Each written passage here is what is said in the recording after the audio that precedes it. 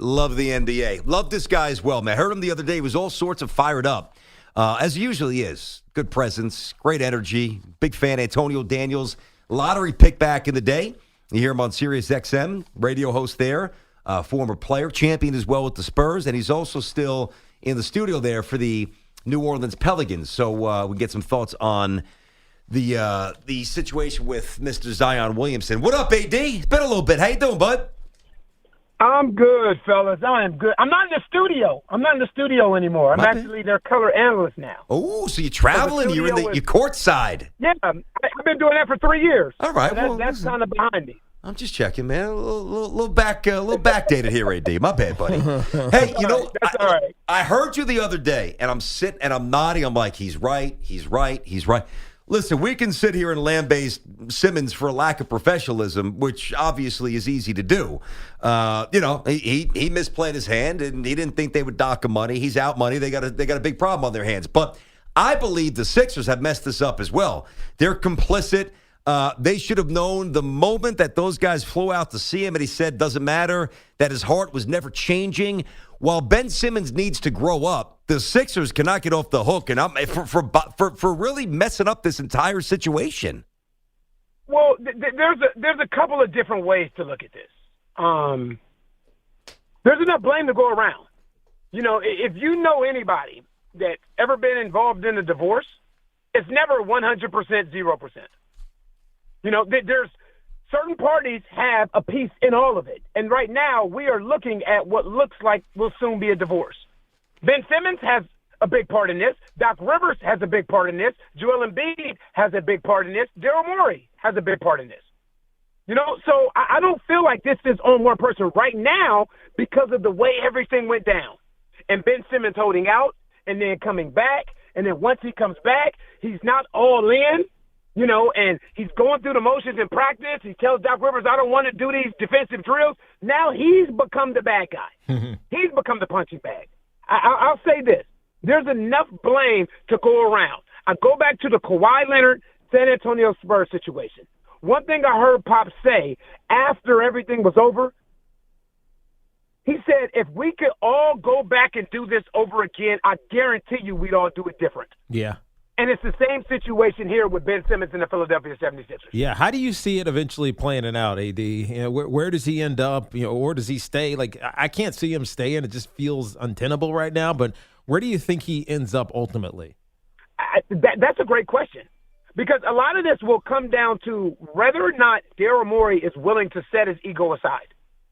Because if the guy that you are waiting on and hell-bent on getting is number 0 in Portland, when he comes out and says, I'm not leaving Portland, you're going to have to kind of dial it back a little bit.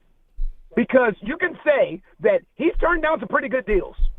A C.J. McCollum, Robert Covington with a couple first-round picks, or, the D'Angelo Russell deal out of Minnesota.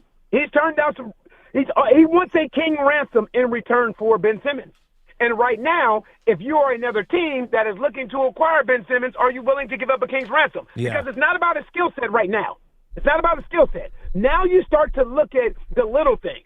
So my thought process, if I'm a shot caller and I'm with another organization, is can I rely on him to respond professionally if things head the wrong way? Or is this what I'm going to get in return? That's a hard one to guess how it's going to actually play itself out. Can you see him playing for the 76ers at all, though? Man, that's a tough question. The only way I can see him playing for the 76ers is somebody's going to have to humble themselves. Somebody. It doesn't work like that. Like, you can't have two egos in the midst of a stare down, and either one of them are saying, look, I'm not backing down. And then I'll say this, though. There's no winners here right now.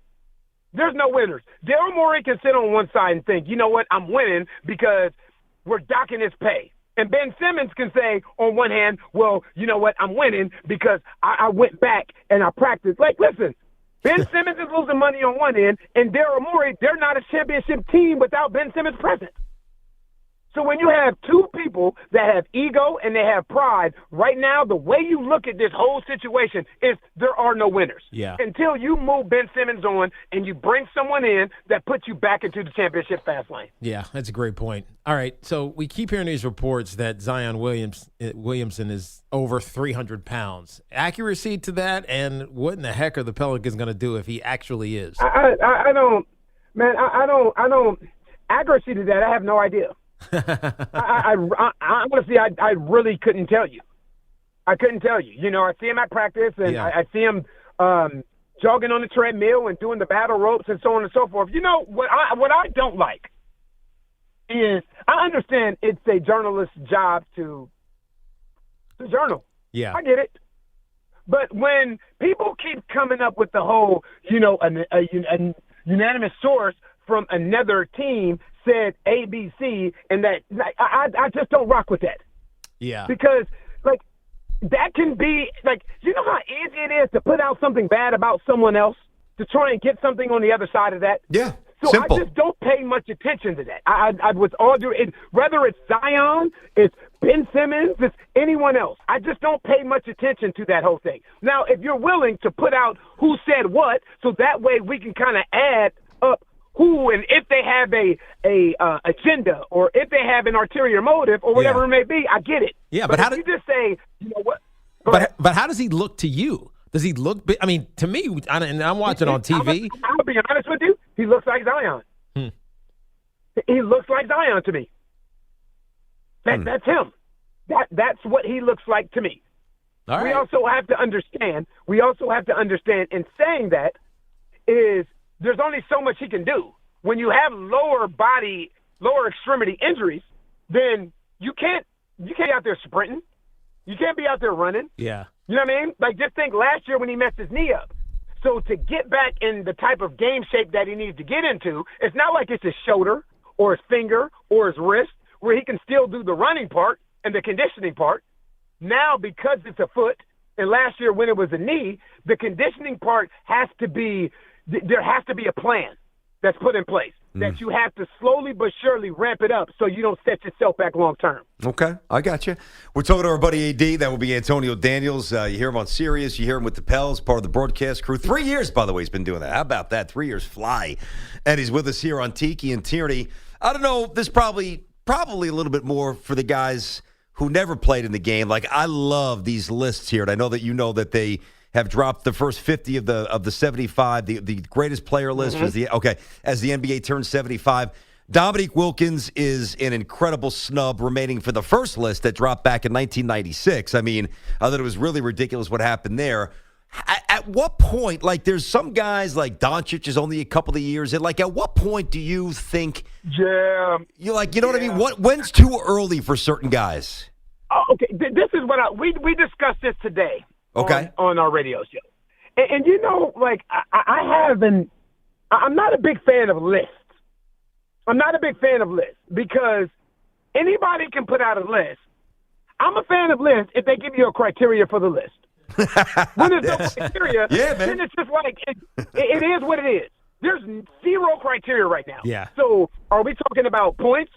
Are we talking about accolades? Are we talking about accomplishments? Are we talking about all-star games, MVP, Defensive Player of the Year? What are we talking about? Yeah. But when are we talking about future potential? You know what I mean? But when there is no clear-cut criteria as far as what we are discussing and what we are talking about, I don't know. Do I think Luka will eventually be one of the best 75 players to ever play in the league? I do. But 4 years in, 3 years in, no, he's not. Yeah. No, I said the same thing. I agree. Yeah, and it's a list with no rankings. It just names. It's odd. I mean, Right. and some of them. So it's not like who's number one, Yeah. who's number two. Yeah, and as who's I was number three. It's as like, all right. I was telling BT, some of these names I've five. never even heard of. Like, and maybe it's because I'm just not a historian. Like Bill Sharman, I didn't know that name, but maybe it's going to make me go look up those guys. Cowan's the same way. You know, the Lakers last night.